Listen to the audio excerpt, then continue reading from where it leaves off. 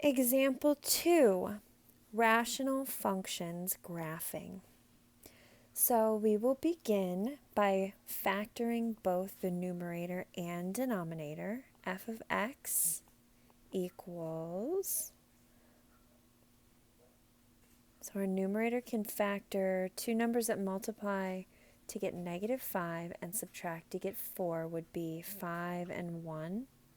5 would have to be negative, and the 4 would be positive. -5 plus 1 is -4. -5 times +1 is -5. Now the denominator is a difference of squares, so we can just say that's x, 1, 1, plus, minus. Now, finding our x-intercepts is as simple as setting the numerator equal to 0 and solving for x.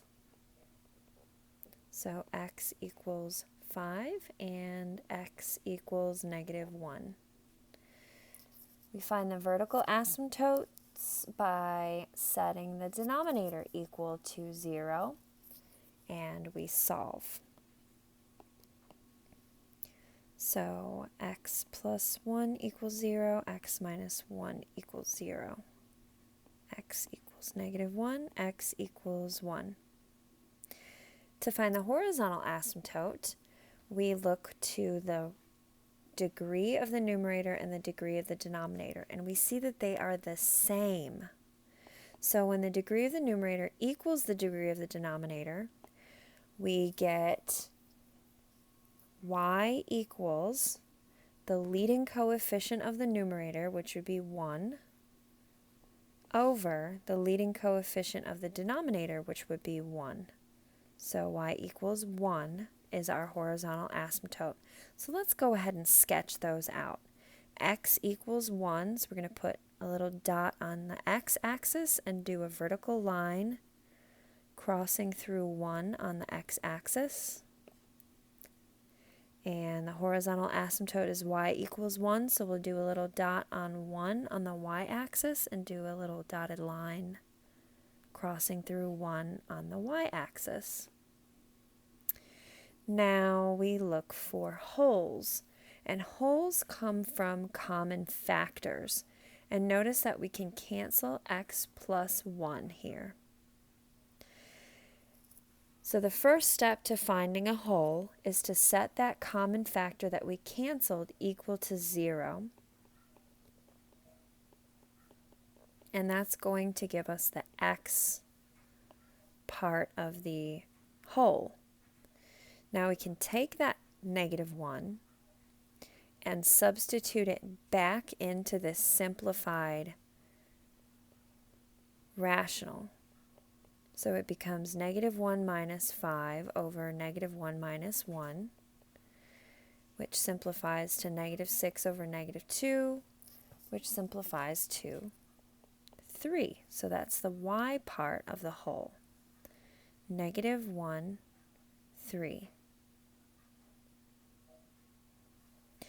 Now notice here that this occurs where I would have graphed a horizontal or a vertical asymptote at x equals -1, and that's why I didn't plot it on my graph, because the x plus 1's cancel. So if you get a horizontal or if you get a vertical asymptote where something cancels, then you don't plot it, because chances are that that is where a hole will occur. And I actually drew that hole wrong. We have to draw a hole with an open dot. There we go. So we don't need to even graph that part of the vertical asymptote. So now I forgot to graph my x-intercept at 5 and my y-intercept, or my other x-intercept at -1.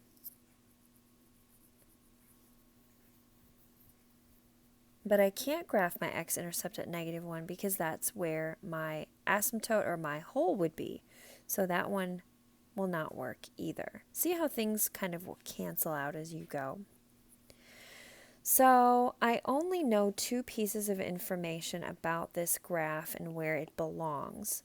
I know that one x-intercept is in this little section, and I know that one hole is in this little section. So if I want to sketch my graph, I know that it's going to be in these two sections, and I can just sketch my graph as I approach these asymptotes, crossing through that x-intercept there, and approaching these asymptotes, and I'm not going to cross through the hole, but I'm going to approach it, jump over it, and then continue this way.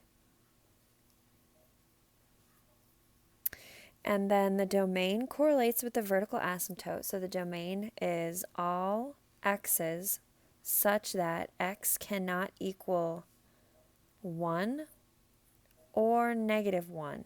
And that's because the hole occurs at -1. And the horizontal asymptote correlates with the range. So that's all y's such that y cannot equal 1.